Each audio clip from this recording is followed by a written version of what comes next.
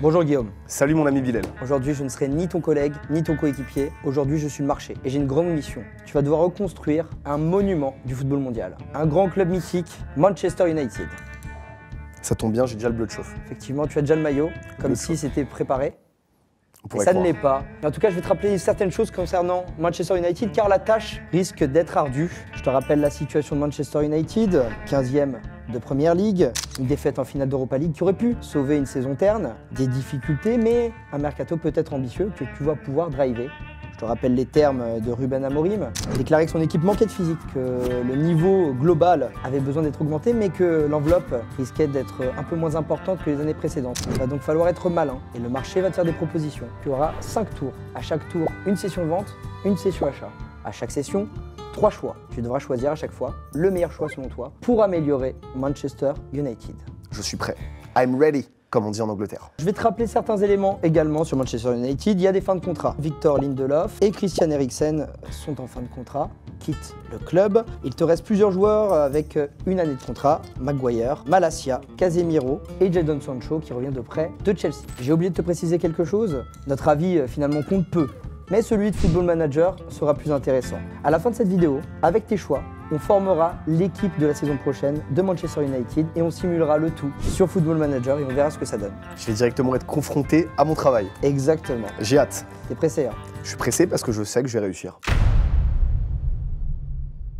Le mercato vient de débuter. Tour numéro 1, tu as un budget de 100 millions d'euros. On est parti pour la première session vente.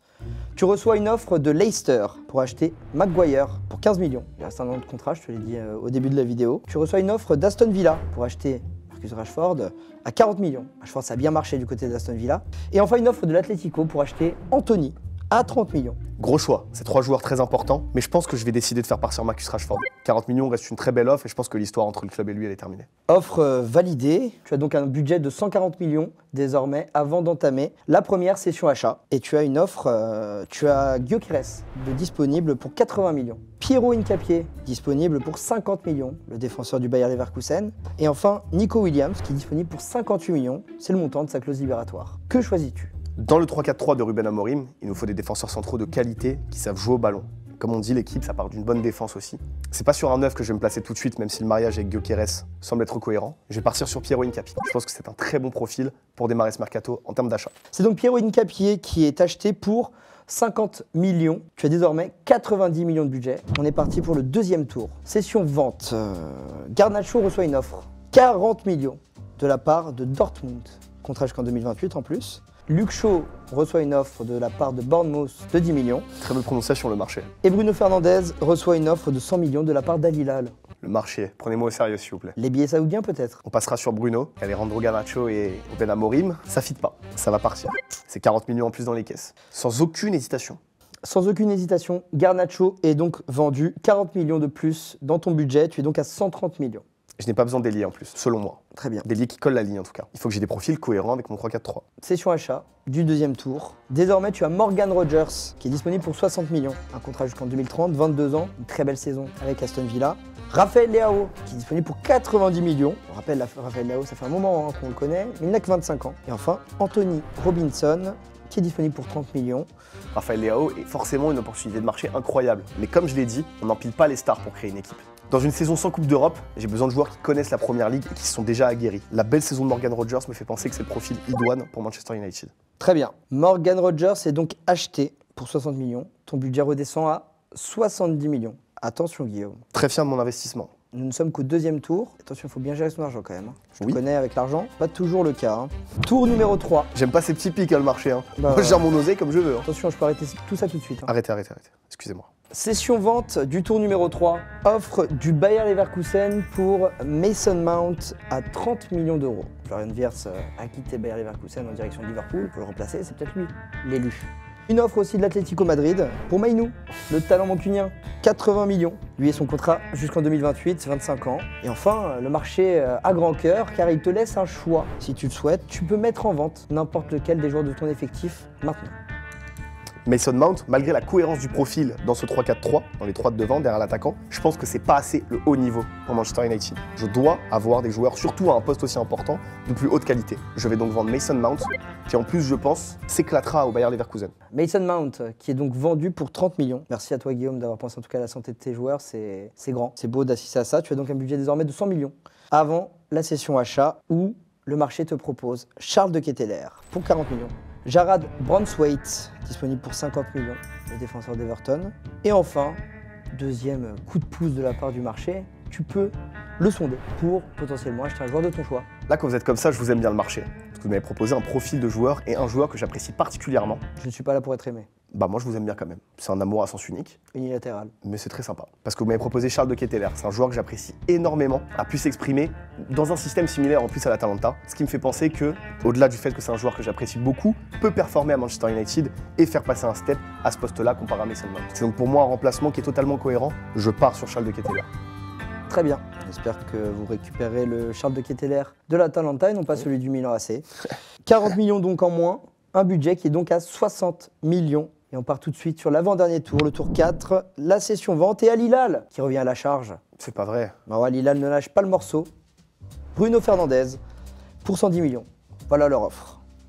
Dortmund tente sa chance aussi sur Amad Diallo, jeune espoir, pour 50 millions. Belle offre. Je rappelle Amad Diallo, 22 ans, un contrat jusqu'en 2030. Un joueur d'avenir.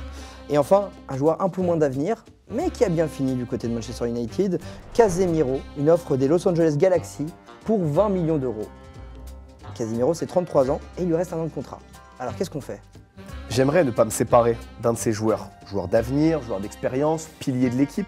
Mais je ne suis pas sûr de la capacité de Casemiro à répéter la jolie saison qu'il a réalisée à Manchester United, au vu de son âge, de ses motivations, etc. Même avec la Coupe du Monde qui arrive?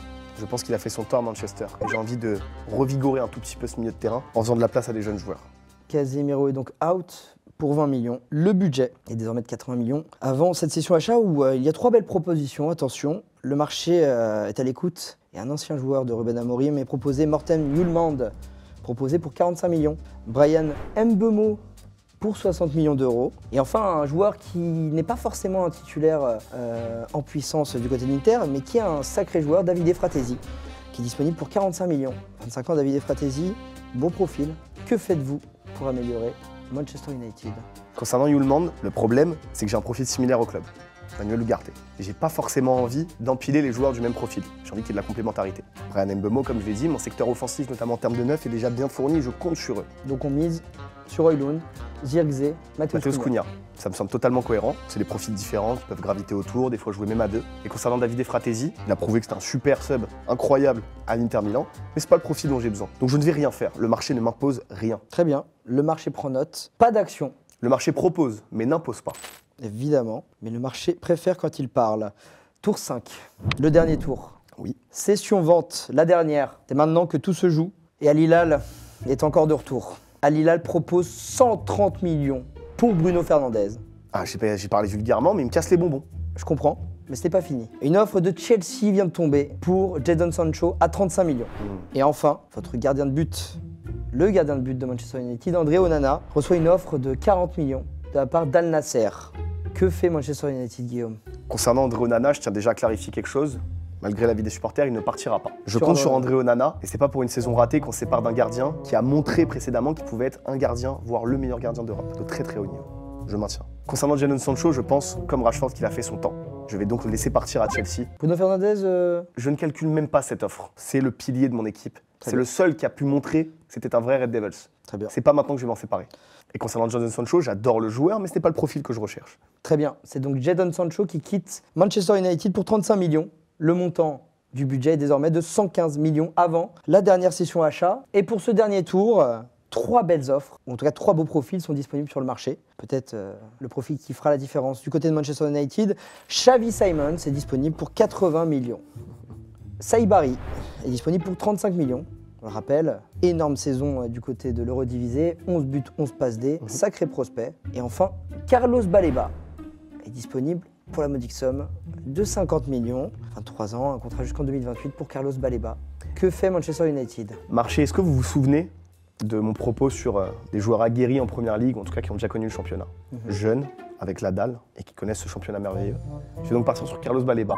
Malgré l'amour et l'affect que j'ai pour les autres profils proposés, je ne peux pas faire ce que je veux. Ce sera donc Carlos Baleba qui va venir garnir les rangs de mon milieu de terrain et le dynamiser. Carlos Baleba rejoint Manchester United pour 50 millions. Le budget final est de 65 millions. On était parti à 100. C'est plutôt une bonne gestion pour quelqu'un qui gère mal son argent, un marché. Effectivement, je suis assez impressionné. Et je suis tellement impressionné qu'on est au dernier jour du mercato et 2 sessions libres viennent de tomber.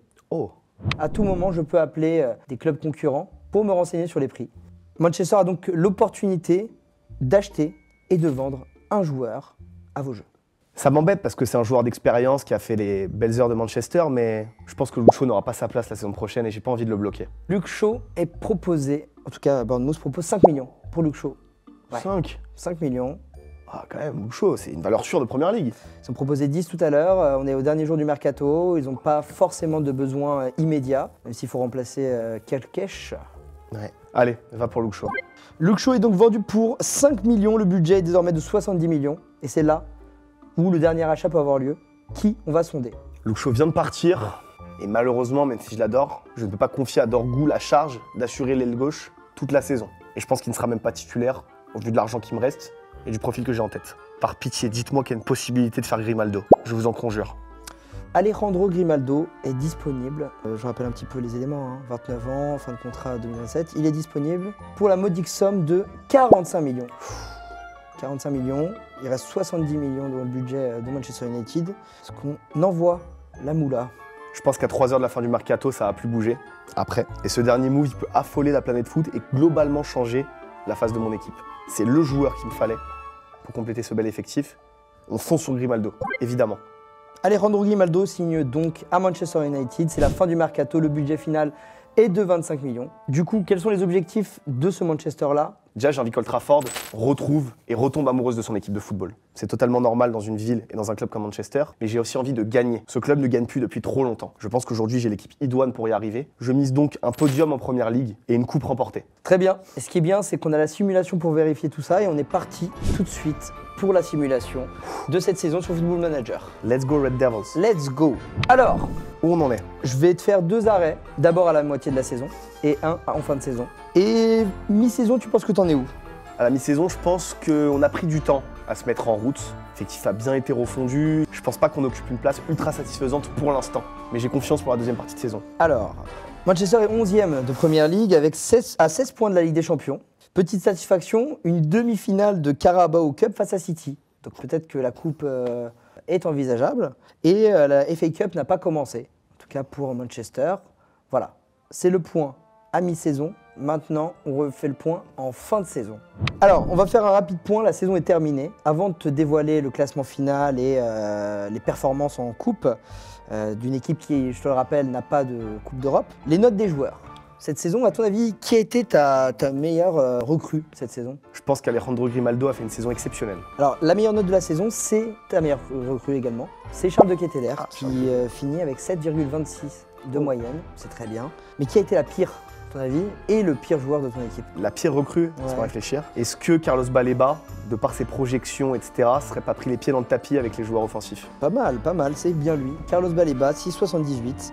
C'est lui la pire recrue, mais ça reste une note décente parce que quelqu'un dont tu disais beaucoup de bien précédemment a fait, lui, une deuxième saison catastrophique. C'est la pire note de l'équipe, c'est André Onana, 6,36 de moyenne. C'était peut-être lui qu'il fallait vendre précédemment pour passer une étape. Peut-être que le marché aurait pu se renseigner sur un Lucas Chevalier ou sur des profils qui auraient permis de passer une étape. Maintenant, l'heure est venue de faire le bilan. J'ai voulu faire confiance. Et personne n'est là pour blâmer, on est là pour constater. On va finir par te donner du coup le classement final et les résultats en coupe. Mais avant toute chose, je me dois de te prévenir d'une chose. Tu as été limogé le 26 novembre. Après 125 jours à la tête de Manchester United était 17e. Ça s'est pas passé comme prévu. Aïe, aïe, aïe, aïe, aïe. Ouais, ça a été un peu dur le début, effectivement, que tu évoquais. J'ai du mal à imprimer mes idées, on m'a pas laissé le temps. Évidemment, comme tu le dis. Fuck les Glazers. Manchester United finit 7e de Première Ligue, donc finit à peu près bien la saison, à 12 points de la Ligue des Champions. Une belle élimination au 4e tour de FA Cup face à Lincoln City, la 3e division anglaise, ça, Lincoln City, pas mal. Bah voyons. Et cette fameuse demi de Carabao Cup, ça a donné une défaite face à City, 2-1. Voilà, honorable. Voilà, donc globalement... Donc bilan éliminé par Abraham Lincoln, décédé depuis 150 ans, on le rappelle. Ouais. Septième. Le marché ne peut plus garder son sérieux là. 7ème de première ligue, mais c'est même pas grâce à moi, parce qu'on était 17ème quand je me suis fait limoger, c'est ça? 17ème, 11ème à la mi-saison, 7ème en fin de saison, ouais. Aucun trophée et éliminé par un des ennemis jurés. Eh bah écoutez, faut croire que le projet était trop vaste et trop compliqué. En tout cas, maintenant c'est l'heure de conclure cette vidéo. On essaiera peut-être de la refaire pour un autre club. Oui, j'espère avec des résultats un peu mieux quand même. On espère que tu géreras un peu mieux pour la prochaine vidéo. Les amis, dites-nous en commentaire l'équipe que vous voulez voir se faire coacher par Guillaume. Je sens qu'on va bien se marrer encore.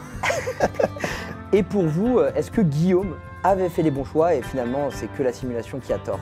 Dites-le nous en commentaire les gars. C'est une honte. Moi, je suis marché, je suis totalement neutre, mais je n'en pense pas moins. Moi, je mourrai avec mes idées.